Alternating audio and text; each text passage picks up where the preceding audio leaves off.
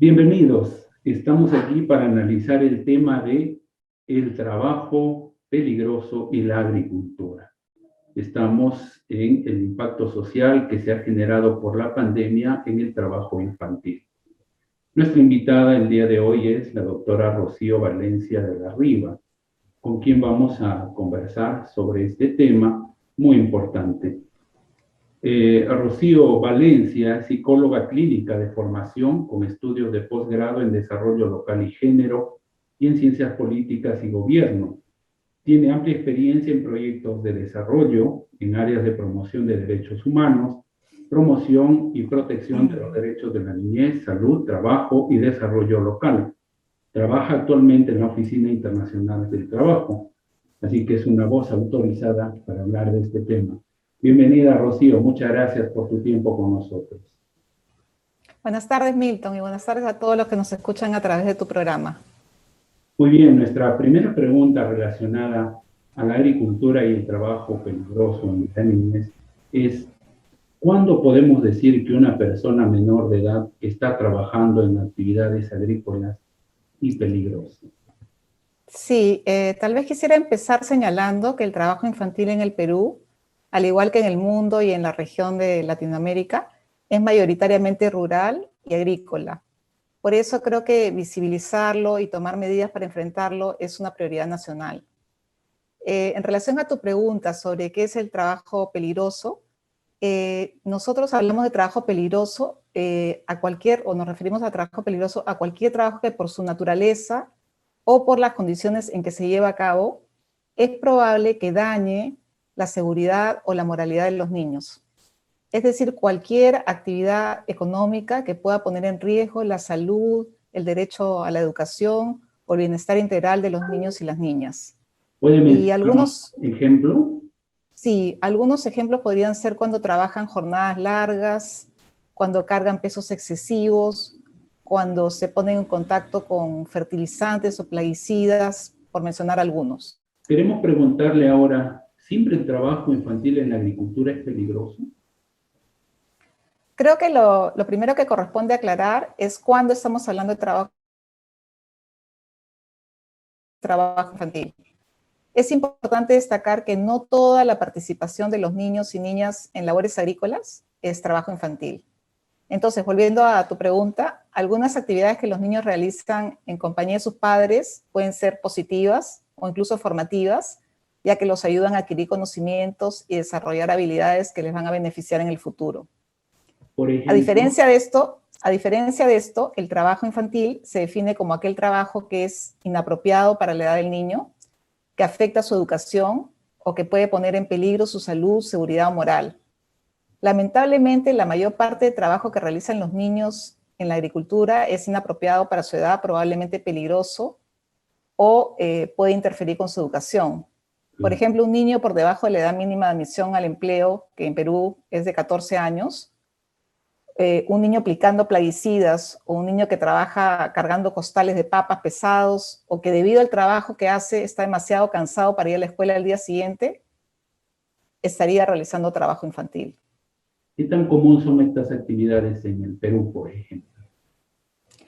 Son bastante más comunes de lo que pensamos. Lo que pasa es que el trabajo infantil, sobre todo el trabajo infantil en la agricultura, está muy invisibilizado, se ha normalizado mucho y se entiende que es parte de la tradición, de enseñarle un oficio al hijo. Entonces, se ha invisibilizado como tal. Está muy generalizado, como decía antes. En el Perú da cuenta del 70% del trabajo infantil se ubica en el sector agrícola. Y como decía, la mayor parte de él es un trabajo peligroso. ¿Qué actividades está bien que realicen los padres con sus hijos como una forma de ayudarlos a forjarse para el futuro? Uh-huh. Cualquier actividad que sea tareas ligeras, tareas que no comporten ningún riesgo, tareas que se hagan por un corto tiempo y que tengan acompañamiento del padre y que no incluyan o no ningún tipo de relación con equipos, con tóxicos, agroquímicos, y que, como digo, sean hechas en compañía de los padres, pueden ser positivas para los chicos. ¿Qué beneficios crees que van a obtener los padres y los hijos cuando realizan actividades juntos que no son peligrosas? Yo creo que para los padres puede ser positivo que sus hijos participen en actividades no peligrosas y siempre y cuando estén ellos acompañándolos y supervisados por ellos, porque fortalece el vínculo entre padre e hijo. De otro lado, favorece la transferencia de conocimientos entre generaciones y de alguna manera también la seguridad alimentaria de los niños, en especial en los cultivos familiares. Y si son tareas que están adaptadas a la edad del niño, que conlleven riesgos menores y que no representan un obstáculo que, como decíamos antes, a su escolaridad, al disfrute del tiempo libre, pueden perfectamente formar parte de una infancia normal en un contexto rural totalmente saludable. Y para los jóvenes incluso, ¿no? Que están acostumbrados ya a realizar ciertas tareas agrícolas, también puede ser muy positivo, ¿no? Puede además generar mucha autoestima, confianza en sí mismo, más seguridad en sus capacidades profesionales. Por eso creo que es importante tener la distinción clara entre tareas ligeras, ¿no? Y aquel trabajo que puede ser peligroso o poner en riesgo al niño o a la niña. Ahora, ¿cuánto hemos avanzado en el país con relación a este tema? ¿Se puede decir que los gobiernos están haciendo una actividad, están haciendo una campaña apropiada para orientar a los padres con relación a estos puntos? Yo creo que la pandemia, bueno, estamos hablando ahora de una situación muy particular, ¿no? Porque la pandemia nos trae nuevos retos, ¿no? Creo que de hecho, hay una política y una estrategia nacional para la prevención y eliminación de trabajo infantil. Hay un Comité Directivo Nacional de Trabajo Infantil que es intersectorial, que se coordina por diferentes sectores para tratar de abordarlo de manera integral el problema. Hay normativas, hay ratificación de convenios internacionales, hay comités directivos regionales en cada región que se encargan de velar porque esta política se cumpla. Creo que han habido avances importantes en ese sentido, pero creo que también la pandemia está teniendo un impacto en el incremento de trabajo infantil agrícola por varias razones, ¿no? Sin duda, creo que la más evidente es el abandono escolar, ¿no? Este es un fenómeno mundial, no es exclusivo de Perú, pero en el último reporte de pobreza que apareció hace unos días recientemente acá de Perú, vemos que la asistencia escolar ha caído en alrededor de, dependiendo de la edad, 3 o 4 puntos, perjudicando más a los pobres y a los chicos en la edad de la adolescencia. Y también las estadísticas muestran una fuerte vinculación entre no estudiar y la vulnerabilidad al trabajo infantil. Por lo tanto, es clave que las medidas de política que se tomen orientadas a evitar la deserción, el abandono escolar, se tomen de manera rápida si queremos contribuir a la disminución de la vulnerabilidad del trabajo infantil. Por eso en este periodo de pandemia, donde se está trabajando la educación virtual, es importante que se fortalezcan estas estrategias virtuales de educación, de manera que se aumente la valoración de ese servicio, no solamente de parte de los niños, sino de parte de sus familias. Y en esa misma línea quizás también que el Estado pueda garantizar que un uso continuo y universal de Internet para que este sistema educativo virtual pueda llegar a todos los niños y niñas en todos los distritos del país. Un dato interesante en ese sentido es que el Ministerio de Educación ha establecido un sistema de alerta temprana que se llama Alerta Escuela, para que las instituciones públicas y privadas puedan ir identificando qué niños y niñas están en riesgo de abandonar la escuela. Y entonces este sistema está aportando información relevante sobre algunas regiones donde este riesgo es más alto, ¿no? Entonces también creo que podrían orientarse las políticas de acuerdo a ese sistema de alerta temprana, ¿no? Habría que pensar en cómo focalizamos en estas regiones el trabajo, ¿no? Claro, vale decir que tenemos que preocuparnos porque los niños no pierdan sus clases. ¿Cree que esa es una buena alternativa para controlar el aumento del trabajo infantil agrícola, por ejemplo? Sí, o sea, definitivamente hay una relación muy grande entre trabajo infantil y educación, ¿no? Y si los niños se mantienen en la escuela, no solamente que no van a reproducir el ciclo de la pobreza, van a poder superarse económicamente, sino que también es posible que se disminuya el trabajo infantil. efectivamente. Ajá. ¿Qué repercusiones tiene en un niño, o en una niña, o en un adolescente el trabajo infantil, cuando todavía no debería asumir? Ujú, ujú. Yo creo que lamentablemente la principal es que los condena, o pensando en el presente, las consecuencias son muchas veces, hay efectos en su salud, en su bienestar emocional, psicológico, no tienen tiempo para el juego, para la recreación, para hacer uso de sus habilidades sociales con otros niños y niñas, ¿no?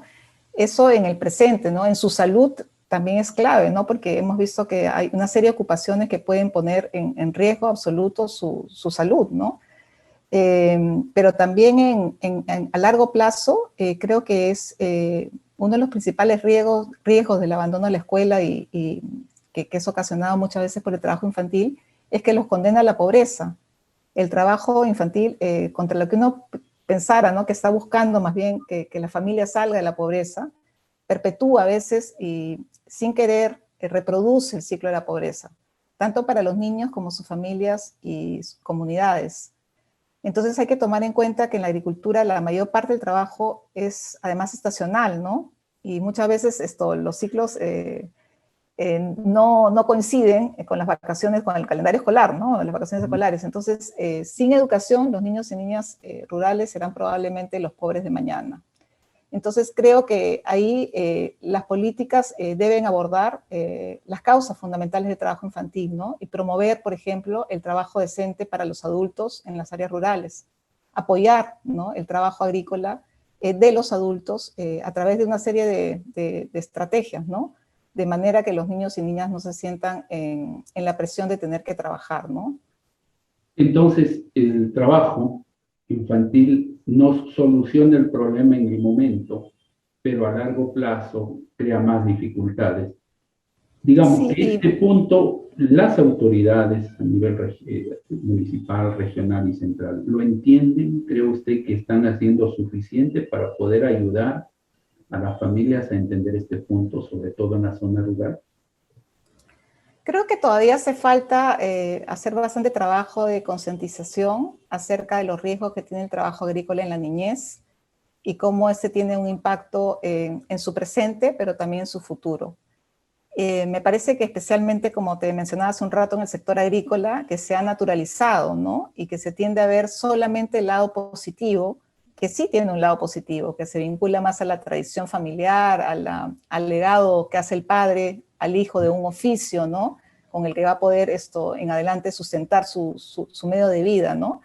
Se tiende a ver solamente este aspecto positivo y se tiende a soslayar otras consecuencias negativas que pueden tener tanto en su salud, en su educación, como en su bienestar general.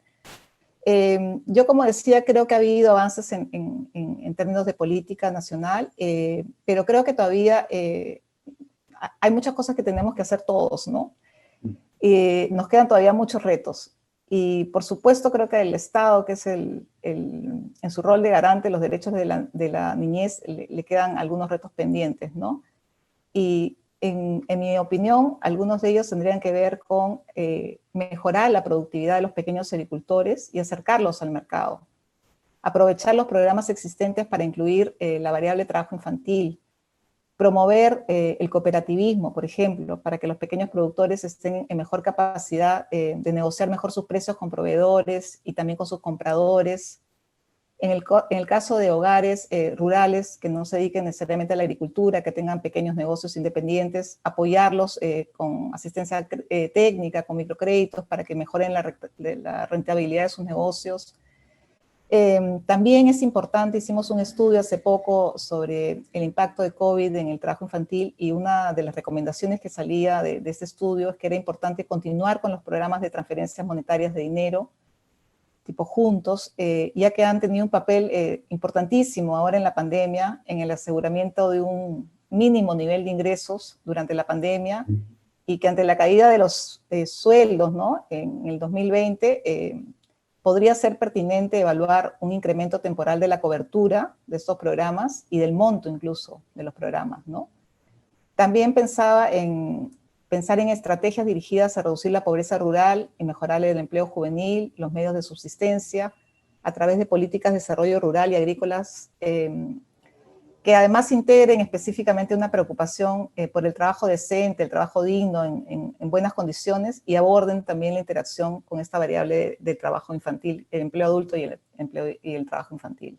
Claro. Finalmente, hay algunas frases, algunos conceptos que se están arraigando en los padres que envían a sus hijos a trabajar.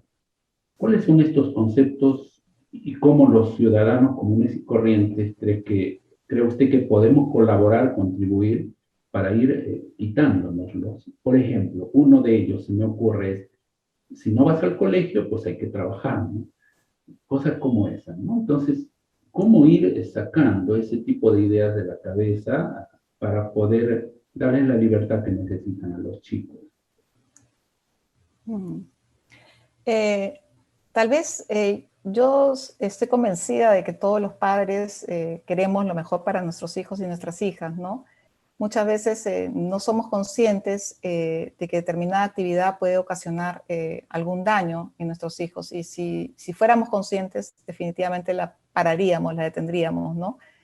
Creo que si el niño no está yendo a la escuela porque hay un abandono, o interrumpe su educación sea por una razón voluntaria o porque no tiene acceso a internet en este marco de la pandemia y de la educación virtual, creo que, claro, el padre puede pensar de repente que el niño se va a quedar ocioso, ¿no? Esa podría ser la creencia que está a la base, ¿no? Si no vas a la escuela, si no estás atendiendo, haz algo útil con tu tiempo libre, ¿no? Pero yo creo que cada cosa tiene su edad, ¿no? El trabajo es importante y es central para los adultos. Para los jóvenes es crítico también, es parte de su etapa de vida, ¿no? Buscar trabajo, pasar de la transición de la escuela al mundo laboral.